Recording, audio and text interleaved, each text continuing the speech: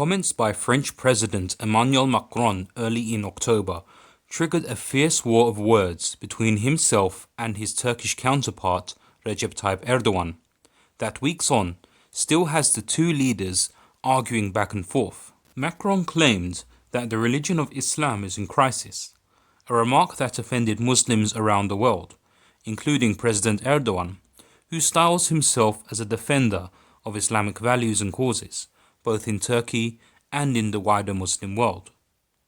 Erdogan later alleged that Macron is suffering from mental issues, resulting in France recalling its ambassador to Turkey. In the backdrop of the two leaders bickering, French satirical magazine Charlie Hebdo republished an insulting cartoon of the Prophet Muhammad that was originally released 5 years ago. Back in 2015, the cartoon led to a series of violent attacks in France, including one that targeted the Charlie Hebdo offices.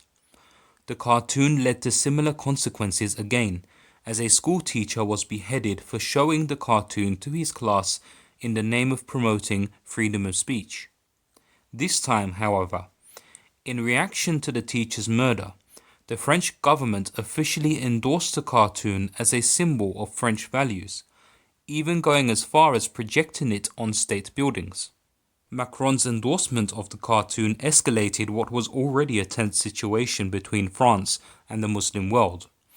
A very small minority of people who identify as Muslims have accepted physical violence to be a legitimate way of expressing their dismay at the cartoons, and this was again seen in a random stabbing attack that took place in Nice, leaving 3 people dead. And while the vast majority of Muslims do not condone such attacks, it is fair to say that even the most peace-loving Muslims were enraged by Macron's open support for Charlie Hebdo. As is the case when any head of state endorses any behavior that stigmatizes a certain segment of society, certain violent individuals can interpret the endorsement as a green light to take matters into their own hands. One incident in October that didn't make the headlines was the stabbing of 2 Muslim women in a racially motivated attack near the Eiffel Tower in Paris. As ill-advised as Macron's approach to the downward spiral of events unfolding in his country may be, one must understand that the French president is caught in a dilemma between appeasing his society at home and satisfying France's geopolitical ambitions abroad. On the one hand, the French president is increasingly desperate to build bridges with Muslim societies in North Africa and the Middle East to restore France's depleted soft power in those regions. On the other hand, Macron must address the domestic problems surrounding the growing French Muslim minority and general attitudes towards them from France's secular majority. At present, France is home to the largest population of Muslims in Europe. As much as 5% of people in France are Muslim, equating to almost 3.5 million. Most of them originate from countries in Africa that were once French colonies, such as Algeria, Morocco, Tunisia, Mali, and Senegal. Islam is also spreading among non-Muslims in France, with as many as 200,000 people believed to have converted to the faith. By 2050, it is estimated that over 12% of people in France will be Muslim. Provided that French Muslims can maintain their sense of unity through religion, by 2050 they will have enough numbers to become real movers and shakers in France, the birthplace of secularism in Europe. Many French consider this prospect to be a threat to their way of life and very identity as a European country. Recent voting trends in France have also been shifting further and further to the right since the failure of former President François Hollande's left-wing government. Macron, himself a centrist, had to shrug off a tough challenge from his far-right rival Marine Le Pen when being elected president in 2017. Since then, general attitudes and feelings in France have continued to move to the right. This is of course something Macron has to take note of for the next time his people go to the polls in 2022. Therefore, his shift to the right comes as no surprise. As strategic as Macron's move to the right may be for his domestic prospects, it is already having ramifications abroad. Muslims all over the world have been calling for a boycott of French products amid mass protests condemning Macron. The burning of the French flag has become a common sight even in Muslim-majority countries that typically have good bilateral relations with France, such as Egypt. This public outburst towards the French government has made it difficult for any Muslim leader who wishes to maintain a positive standing in their own country to justify to their people the keeping of good diplomatic ties with France, especially considering that Macron's endorsement of Charlie Hebdo has upset Muslims on all sides of the political spectrum. This situation has erupted at a time when France needs to maintain good ties with Muslim countries more than ever. Once the imperial master of much of Northwest Africa, France today sees its influence in its former colonial backyard at its lowest since the period of decolonization. Its soft power has waned significantly in Morocco, Algeria, and Tunisia, where it is slowly giving way to the growing influence of rival Muslim powers Turkey and Saudi Arabia. France also no longer has much to boast about in its former Middle Eastern colonies of Syria and Lebanon, having been made irrelevant by Russia and Iran. This explains why France has been so eager to take on Turkey, which in its own expansionist mission in the Eastern Mediterranean has been creeping into former French strongholds. Last year, Turkey signed a maritime demarcation deal with Libya's UN-recognized government, which also saw Turkish troops sent to Tripoli to defend the city from attacks by renegade commander Khalifa Haftar. The Turkish deployment was seen by Paris as a danger to its drive to regain its foothold in North Africa. France seized the opportunity to send a warship to the region by putting on a display of defending Greek maritime claims in the Eastern Mediterranean against Turkey. In reality, France was actually attempting to create a standoff situation between itself and Turkey in a bid to rally EU support behind it and deal a blow to Turkey's expansion project. But as much as France and Greece tried to play to Turkophobic sentiments in Europe to push for sanctions on Turkey, they proved to lack the combined political leverage to unite EU opinion against the Turks. It could be argued that Macron misjudged the EU's resolve against Turkey, perhaps even overestimating the EU's bandwidth as a political bloc. Macron has made no secret of his stance as a Europeanist. He has long called for the formation of a joint European army with other EU members. The problem is that most EU countries are already part of the NATO military bloc, which is spearheaded by the United States. After the US, Turkey boasts of the second largest army in the bloc. The bloc has largely been responsible for security in Europe since the end of World War II, and was the single biggest obstacle preventing the Soviet Union overrunning all of Europe during the Cold War. To this day, it is the main force defending Europe from a multitude of threats, acting as a deterrent mainly against Russian expansionism and maintaining Western hegemony in the continent. Another function of NATO is that it safeguards the transatlantic trade route, ensuring Western dominance in international trade. Likewise, it helps keep Russian presence in the Eastern Mediterranean at bay, thus preventing the Russians from gaining significant leverage over the West by taking control of the Suez Canal choke point, which is absolutely crucial for the transportation of oil from the Arab Gulf to the Atlantic. What Macron fails to realize is that, like it or not, Turkey is the country largely responsible for fulfilling this NATO objective by maintaining the status quo in that part of the Mediterranean. Yes, Turkey may not behave the way its Western partners would like it to behave, but when its national interests have been respected, Turkey has largely been a loyal member of the NATO bloc. In spite of whatever reservations others may have about Turkey being a NATO member, its unilaterally undertaken military operations beyond its borders have always been minimalist offensives designed to defend its territorial integrity through the setting up of buffer zones and military outposts, even if that's not necessarily how it's interpreted on the ground.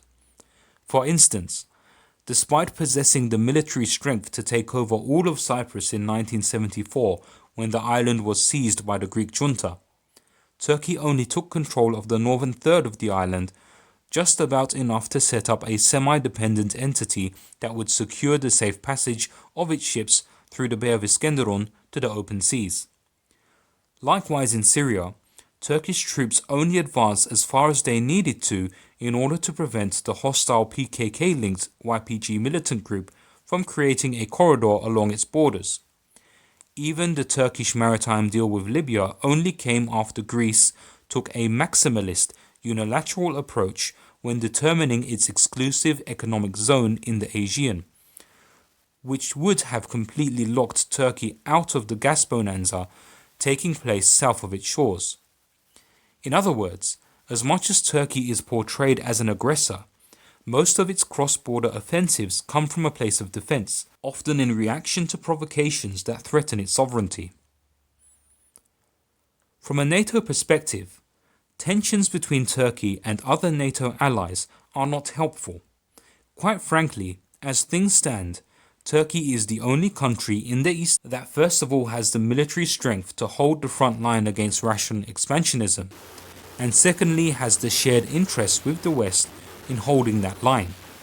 Even Washington's closest ally in the region, Israel, cannot be trusted to such an extent due to pro-Russian elements within its society. Only Egypt's military strength equals that of Turkey's in the region, but owing to the fact that Egypt doesn't face the same Russian threat to its territory that Turkey does, Cairo does not have the same incentive to cooperate with NATO. That's precisely why Turkey is a NATO member and Egypt is not. So when other NATO allies that are not as indispensable to NATO as Turkey is go about agitating the Turks, their complaints about Turkey's countermoves are really of no importance to the bloc's leadership. If anything, NATO sees the behavior of France and Greece as dangerous for the bloc's unity and considers any actions designed to alienate Turkey to be an opportunity presented to the Russians to bolster their influence in the region. Macron can kick and scream as much as he likes, but as he has found out through his failure to unite the EU against Turkey, so long as NATO plays the role of Europe's personal bodyguard, his temper tantrums will not be enough to help France create the military front it needs to reassert itself as a global player. It seems, however, that Macron is too proud to surrender France's destiny to an American-led alliance in which his nation can never truly fulfill its full geopolitical potential. He is determined to help France break free of its American chains and make it the leading nation of a free Europe. He seeks to transform the EU from being a mere unofficial project of NATO designed to help former communist Eastern Bloc states integrate with the West, into a fully functional and independent entity that will help France regain its former glory. Basically, his goal is to bring the united Europe, that currently only exists in his mind, into reality in an attempt to hijack the EU and turn it into a vehicle of French neo-colonialism. Macron's pivot to the right therefore can be seen as his being resorting to populism to establish himself as the natural leader of Europe and defender of so-called European values. By targeting Islam, Macron is tapping into the most base instincts of European society and addressing its historic traumas. Of course, he is not the first EU leader to do this. The leaders of Hungary, Czechia, Poland, and even Italy are already way ahead of him. But none of those countries stand a chance in changing the direction of the EU entirely, whereas France, the bloc's most powerful member state, does. Macron is seemingly attempting to rally the growing number of far-right Eurosceptics in the bloc and give them a brand of nationalism they can digest, with his added ingredient of pan-Europeanism. Yet in making this move, Macron has set himself against the very people he needs to work with to eventually realize his dream of re-establishing French influence in his former colonies, the Muslims. Just when a beacon of hope began to appear for France in Libya and Lebanon, two places where France is playing or attempting to play a key role in the formation of national unity governments, Macron has suddenly made it very hard for local leaders to show any kind of affiliation with the French. Even if Macron succeeds in uniting Europe by riding the current wave of Islamophobia, he would find himself facing a united Muslim front that is resistant to any kind of French expansion. Not only that, but he would likely find his Turkish rival Erdogan spearheading that resistance, because whatever populist tactics Macron is just now starting to use to unite European society, Erdogan has already been using those same tactics for almost 2 decades in the Muslim world. Being so outspoken against Macron's endorsement of Charlie Hebdo cartoons has done wonders for Erdogan in promoting himself as a true Muslim leader. In the Muslim world, Erdogan's confidence and charisma alone have been enough to inspire a shift in thinking towards the Turks, and in some instances, created a longing for the return of the Ottoman Empire. He may be vilified in Europe, but he holds great sway among the Sunni Muslim majority of the MENA region. Turkish influence was already replacing French influence in the Middle East and North Africa, and this latest spat between Macron and Erdogan will almost certainly be the last nail in the coffin for France in those countries. However, as much as NATO remains dormant when it comes to dealing with Turkey at the moment, it almost certainly won't allow Turkey to inherit the lands of the former French Empire. Turkey's job is to do what it needs to do to keep Russia out of the Eastern Mediterranean. As far as NATO is concerned, Turkey has no business being involved in areas outside of its immediate region. But the key to solving this problem is not to discipline Turkey at the risk of pushing it into an alliance with the Russians. Rather, NATO needs to exercise its influence in Europe to end counterproductive provocations against the Turks, which would in turn allow Turkey to rest its mind from thinking too much about the world beyond its borders. The right-wing Europeanism currently being touted by Macron is proving to be too troublesome for NATO's objectives in Europe.